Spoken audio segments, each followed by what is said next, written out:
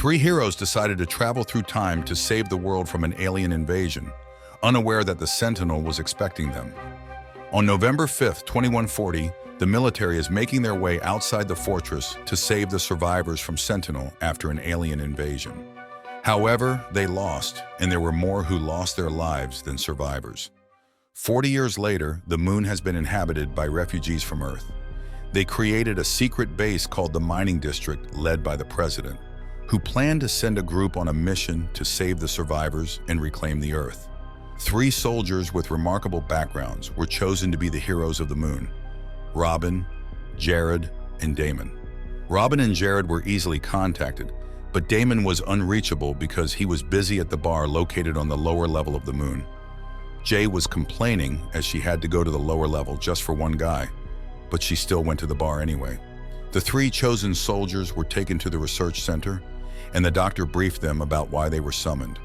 The simple sounded simple. All they had to do was head back to Earth, save the survivors, and get the human resistance's help to put an end to the Sentinel and reclaim their planet once again. Robin was initially reluctant, as they witnessed in a simulation that everybody died against the Sentinel, but Jared convinced her that they were going to do it for the Earth. Robin finally agreed, and Jay revealed the Bebop suit, a biologically enhanced body protection system. Damon was proud as he explained how the Bebop works. The wearer of the Bebop suit could give a command, and the suit would protect them from bullets, small lasers, chemicals, radiation, etc. Damon then turned serious as he warned Robin and Jared how important it is to wear the Bebop suit. Since they've been living on the moon for a long time, they are not used to gravity, and they should not underestimate the physical stress it can give someone, especially Robin, who had never set foot on the mother planet. The doctor then butted in as he informed them about his upgrading the helmet communications so that their voices would be recorded in the cloud. Jared would also be the one to launch upon their arrival, and this didn't sit right with Damon, as it used to be his job, not Jared's. Jay persuaded him that Jared could get his previous job so he could focus on the main mission. Robin, Jared, and Damon entered the space shuttle and took off. Meanwhile, the president made an announcement about the mission, and with fake sincerity, he gave a speech about taking back the freedom that had been stolen from them by the Sentinel. The residents of the mining district cheered as they hoped for the success of the three chosen heroes. After his announcement, the president showed his true colors as he complained about not wanting to work hard just to share his success with the residents of the mining district. Robin, Jared, and Damon were chilling in the shuttle, listening to music as they traveled to the Earth. Suddenly, a loud beeping was heard, and Robin and Damon realized that Jared was up to something. Jared tried to calm them down as he explained to them the real plan. Jared admitted that Robin was right when she said that they should not follow a plan based on the simulation where they witnessed what happened to Earth back on November 5, 2140. Their plan isn't going to work. The Sentinel is far stronger, and they can't just come up to Earth and fight against the Sentinel without a deliberate plan, or else they risk losing again. So the doctor made another plan without informing Robin and Damon. They have a plan where they are going to use gravity to bend time and basically time travel, which the doctor believed would increase their chances of winning against the Sentinel. Jared then injected a neutron bouncer into his neck to prevent him from getting squashed while time traveling. Robin and Damon were upset because they didn't know about the real plan and didn't want to accept the neutron bouncers that Jared was handing them, but eventually relented in fear of risking their own lives by sulking. Soon they'll be wearing their helmets as they were flying through some kind of portal with a speed faster than a bullet.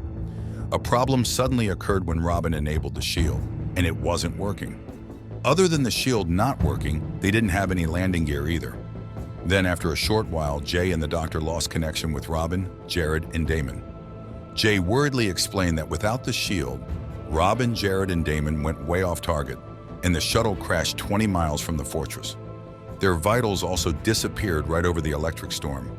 This could mean anything good or bad, as they have no idea what really happened. The doctor was convinced that they had been sabotaged, but he still believes that Robin, Jared, and Damon had been successful in traveling through time and space. Then another announcement was made by the president, who shared the tragic events that happened to the three chosen soldiers. The doctor was angry as he claimed that the announcement was pre-recorded and the president must have planned something to sabotage them. Security was sent inside the research center to stop Jay and the doctor from whatever they were planning. But Jay and the doctor already knew they were coming in and had worn their space gear. They shot the glass window and went out, preventing the security from following them. Meanwhile, the time travel had been successful, just like the doctor said. However, Robin, Jared, and Damon lost their space shuttle and landed in 3 different places. Jared landed inside the concrete walls of the fortress, while Damon landed outside the fortress. Damon saw that the portal was still open, but had no idea what time he landed. For a short while, they lost contact with each other, but soon were able to communicate again. Jared informed Damon and Robin about his whereabouts, but only Damon responded. The latter entered the fortress and lasered a letter D on the wall to put signs of him being there. Robin, on the other hand, landed in the city and looked around until she found a corpse inside a car. She poked the corpse with her gun when the corpse suddenly grabbed the other end of the gun. A zombie appeared and headed straight to Robin, who tried shooting the zombie down with her pistol while still struggling to get her rifle back. Jared had also found a figure at the end of the hallway, but as he got closer, he realized that the woman was not a human anymore. The woman opened her mouth so wide and screeched, attracting the attention of the horde of zombies. Jared told Damon of what happened and warned him that if there are zombies around, then the Sentinel itself might be there already too. And he was right, as the Sentinel had woken up from its slumber after sensing them. The Sentinel went after Jared, who was the closest one. Jared, who had successfully escaped from the zombies, was sneaking around when he sensed a presence nearby. He looked around in alertness and turned off his flashlight to prevent the zombies from seeing him immediately. As soon as he turned around, he realized that the Sentinel had been standing right behind him. The Sentinel punched him in the face, and Jared ran away as the Sentinel struck him with its power. Knowing that he was no match against the Sentinel, Jared hid and was met by an unknown woman who told him to stay quiet as she led him somewhere else. Meanwhile, Jay and the doctor went to the bar to hide from the president's men. The doctor tried to find out what happened to Robin, Jared, and Damon, but he couldn't make a connection with just sticks and rocks. An idea popped into Jay's head, and she announced to the whole bar that the president had sabotaged the mission. She revealed that the shuttle they launched was still running and that the chosen soldiers were highly likely to still be alive. However, they needed to establish an uplink and prove they were right. Jay explained that the shuttle crashed on Earth without shields, but they had retrieved the data that could prove that 2 of the 3 soldiers were still alive. The bartender, who is Damon's friend, was willing to listen to Jay, but he refused to believe that the president had something to do with the mission failing. But then another man stepped in and admitted that what Jay was accusing the president of was true, because he was the one who did the dirty work for the president. He was the one who disengaged the shields in exchange for money and the freedom that the president had promised him. The bartender asked what reason the president would have to sabotage a mission that was clearly meant to help all humans. Jay answered that if the residents of the mining district believed that the 3 soldiers were dead, then they would lose all hope that they could still return to Earth. If they had an alternative, the president would lose everything, and his greed would never allow that to happen. The engineer who disengaged the shields told them that he had been to the president's lab so they could try to hack them.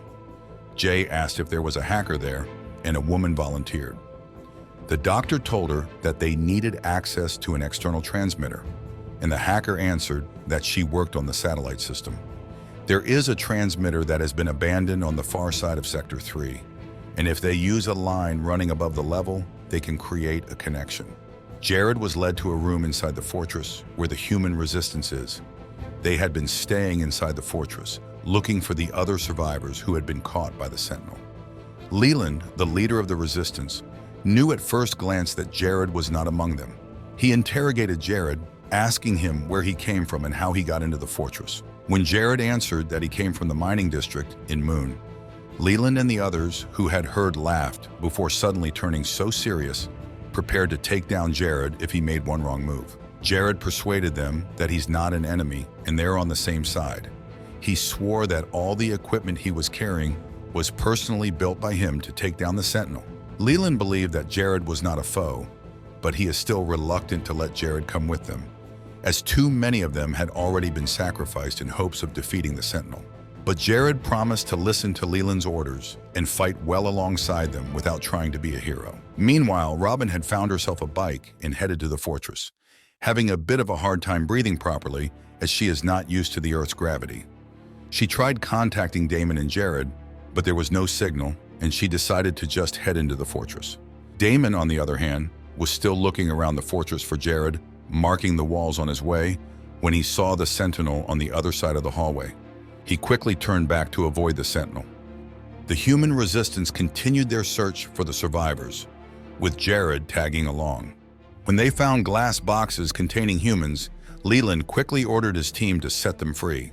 Jared didn't know what those glass boxes were, and a resistance member told him that those were infective pods where the Sentinel was keeping the humans that had been captured. Among the captives are Leland's wife and baby. That was the only time that the Sentinel was not around, so they were quick to seize the opportunity before the Sentinel returned. Jared then learned that the Sentinel had been capturing humans to infect them and turn them into its army. Before they could free the humans, the Sentinel returned to his cave and one of the pods went down. The cave was filled with the Sentinel's virus, and the humans inside the pods coughed violently as they breathed in the virus. The resistance member helped Jared fix his signal, and it allowed the doctor to detect him again. The engineer had turned on the abandoned transmitter, and the hacker used all the data they received to connect to the monitors and find where the 3 soldiers were. They were surprised to find that all 3 soldiers had landed on different timelines. Jared and Damon landed on the same day, September 18th, but in different years. Jared landed in 2140 and Damon landed in 2160, while Robin was the only one recording live. Back in the fortress, a horde of zombies came running in, and Jared and the human resistance kept on firing at them until none were left. One of the pods had been successfully breached, and they moved to leave with the survivors. However, the Sentinel appeared with his army, and the resistance member who had helped Jared volunteered to stay behind to slow down the Sentinel's army, sacrificing herself in the process. Damon had found the Sector Delta and informed Jared and Robin. Robin heard Damon and answered that she too was in Sector Delta, but Damon didn't hear her. Since they were on different timelines, they were unable to see each other despite standing in the same sector and the same area. Damon just sat there as he slowly came to the realization that their mission had been compromised the moment they arrived on Earth. Robin, who could hear Damon, was getting panicky as Damon kept on talking about how something terrible happened during the time jump. Despite the fact that Damon couldn't hear her, Robin still kept responding to everything that Damon was saying, while the latter was coming to accept that they had already failed. Damon said that he's going to miss Jared and Robin even though he didn't know them that well. However, even if they have already failed, Damon is still going to get things done. The same thing happened to Robin, who believed that failure was not an option. In the darkness, the Sentinel appeared in front of the human resistance, and everything that happened on November 5th, 2140 was happening again. Jared approached an incapacitated zombie and talked to the Sentinel. Through the eyes of the zombie, the Sentinel could see him, and its attention quickly diverted to him. Unlike what happened in the original 2140, where Leland and his wife died after attempting to stop the Sentinel from reaching their child, there was no Sentinel to follow them thanks to Jared's distraction, and the couple was able to escape with their baby. Now it was just Jared against the Sentinel. While Jared was waiting for the Sentinel, Robin was setting up traps in Sector Delta, Area 19, and Damon was listening to music as he waited.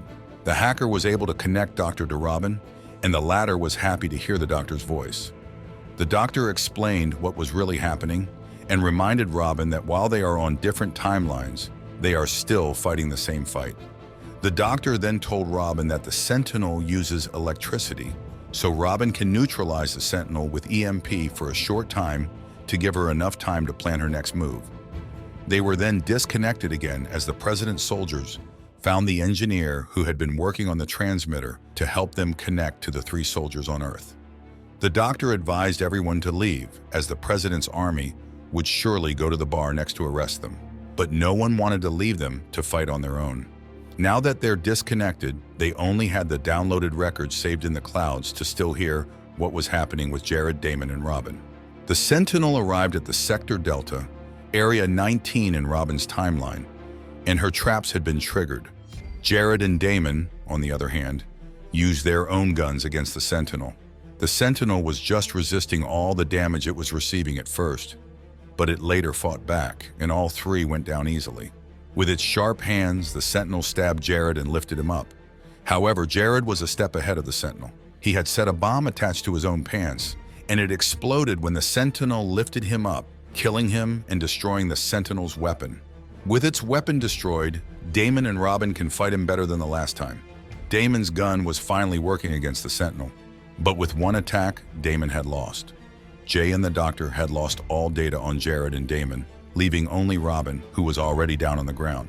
Before the Sentinel could finish her, an unknown guy came in and started firing at the Sentinel, effectively causing it to flee. However, the Sentinel left the Earth and headed to the Moon. With their advanced weapons and the Sentinel's already weakened state, they were able to kill the Sentinel. The president was in a panic when he found out that the Sentinel had been killed. He decided to make a speech to make himself the hero, not knowing that his corruption had already been revealed. Meanwhile, it turns out that the man who saved Robin was an older version of Damon. Robin wondered if they could go back in time and save Jared. Damon agreed and joked about going back in time to when he was younger. The two of them laughed, unaware that the Sentinel was still alive.